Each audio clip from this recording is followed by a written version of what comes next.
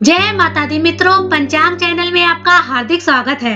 मित्रों, आज मैं इस वीडियो के माध्यम से आपको महाशिवरात्रि की व्रत कथा बताने जा रही हूँ।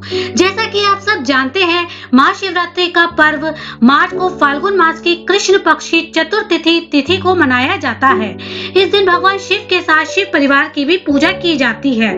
अतः विधि पूर्वक भगवान शिव की पूजा करने से सभी प्रकार की मनोकामनाएं पूर्ण होती हैं। इस दिन महाशिवरात्रि के व्रत का विशेष महत्व है। तो चलिए जानते हैं महाशिवरात्रि की व्रत कथा। पूर्व काल में चित्रभानु नामक एक शिकारी था। जानवरों की हत्या करके वह अपने परिवार को पालता था। वह एक साहूकार का कर्जदार था, लेकिन उसका ऋण समय पर ना चुका सका। क्रोधित होकर साहूकार ने शिकारी को शिव मठ में बंदी बना लिया। संयोग से उस दिन शिवरात्रि थी। शिकारी ध्यान मग्न होकर शिव संबंधी धार्मिक बातें सुनता रहा।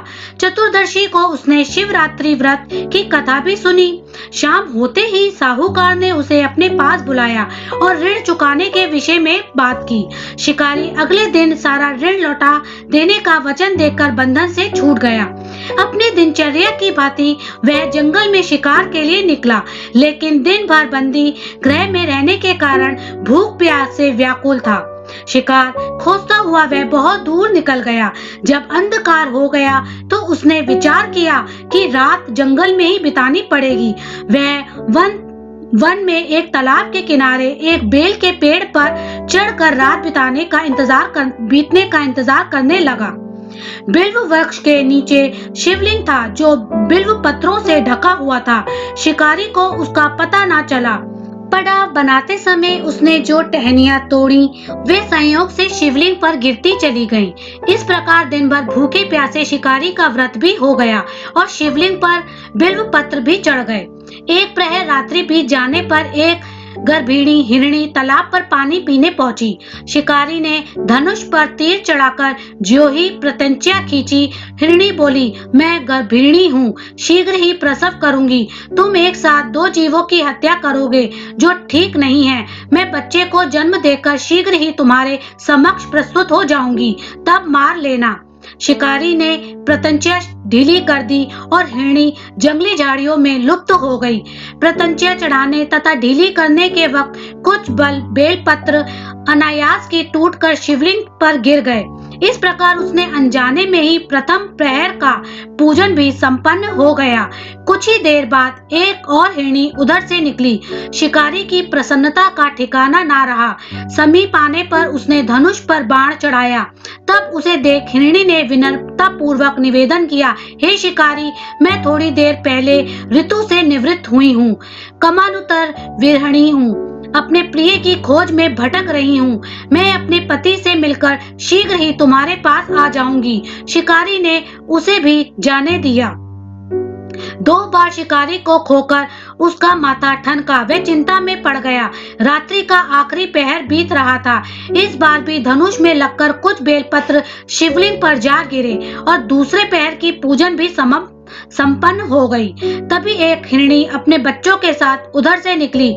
शिकारी के लिए यह स्वर्णिम अवसर था।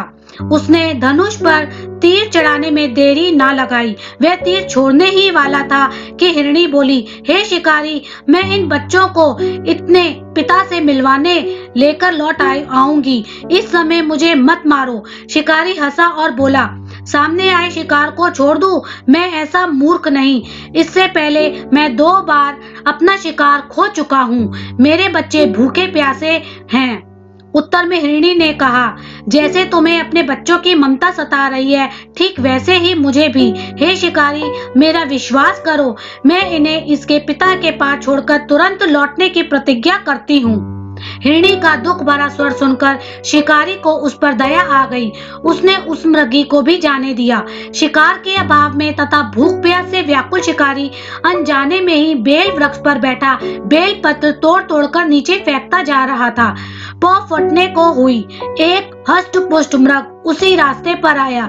शिकारी ने सोच लिया, इसका शिकार वह अवश्य करेगा। शिकारी की तनी प्रतंच देखकर मृग विनती स्वर में बोला, हे शिकारी, यदि तुमने मुझसे पूर्व आने वाली 3 मृगरियां तथा छोटे छोटे बच्चों को मार डाला है तो मुझे भी मारने में विलंब ना करो, ताकि मुझे उसके वियोग में एक क्षण भी दुख ना सहना पड़े। मैं उन हिरणियों का पति हूँ। यदि तुमने उन्हें जीवन दान दिया है तो मुझे भी कुछ क्षण का जीवन देने की कृपा करो। मैं उनसे मिलकर तुम्हारे समक्ष उपस्थित हो जाऊंगा। मृग की बात सुनते ही शिकारी के सामने पूरी रात का घटना चक्र घूम गया। उसने सारी कथा मृग को सुना दी। तब मृग ने कहा, मेरी तीनों पत्नियां जिस प्रकार प्रतिज्ञाबद्ध होकर गई हैं, मेरी मृत्यु से अपने धर्म का पालन नहीं कर पाएंगी। अतः जैसे तुमने उन्हें विश्वास दिलाकर छोड़ा है, वैसे ही मुझे भी जाने दो। मैं उन सबके साथ तुम्हारे सामने शीघ्र ही उपस्थित होता हूँ। शिकारी ने उसे भी जाने दिया। इस प्रकार प्रातः हो गई। उपवास, रात्रि जागरण तथा शिवलिंग पर बेलपत्र चढ़ने से अनजाने में ही पर शिवरात्रि की पूजा पूर्ण हो गई। पर अनजाने में की हुई पूजन का परिणाम उसे तत्काल मिला। शिकारी का हिंसक हृदय निर्मल हो गया, उसमें भवक भक्ति का वास हो गया। थोड़ी ही देर बाद वह मृग सब परिवार शिकारी के समक्ष उपस्थित हो गए ताकि वह उनका शिकार कर सके। किंतु जंगली पशुओं की ऐसी सत्यता, सात्विकता एवं सामूहिक प्रेम भावना देखकर शिकारी को बड़ी गलानी हुई। उसने मृग परिवार को जीवन दान दे दिया। अनजाने में ही शिवरात्रि के व्रत का पालन करने पर ही शिकारी को मोक्ष की प्राप्ति हुई। जब मृत्यु काल में यमदूत उसके जीव को ले जाने आए तो शिव गणों ने उन्हें वापस भेज दिया तथा शिकारी को शिवलोक ले गए। शिव जी की कृपा से ही अपने इस जन्म में राजा चित्रभानु अपने पिछले जन्म को याद रख पाए तथा महाशिवरात्रि के महत्व को जानकर उसका अगले जन्म में भी पालन कर पाए। तो मित्रों, यहीं पर ही हमारी कथा समाप्त होती है। आशा करती हूँ कि आपको ज्ञानवर्धक लगी होगी। मित्रों, यदि आपने हमारे चैनल को सब्सक्राइब नहीं किया है तो प्लीज हमारे चैनल को सब्सक्राइब करें, लाइक करें और अपने मित्रों में शेयर करें, जिससे आपको टाइम टू टाइम हमारी ज्ञानवर्धक वीडियो मिलती रहे। जय माता दी।